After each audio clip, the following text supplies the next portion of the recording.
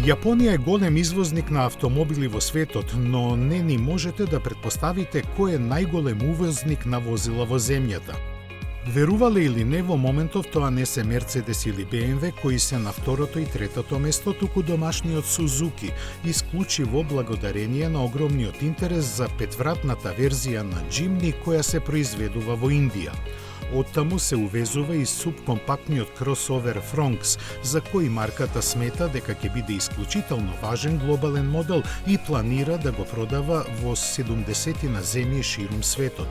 Вкупно за првите 4 месеци во земјата се увезени 35.269 возила од јапонските марки. Покрај Сузуки, голем увозник од домашните марки е и Honda, најмногу заради популарноста на кросоверот WRV, кој исто така се произведува во Индија, каде се продава под ознаката Elevate.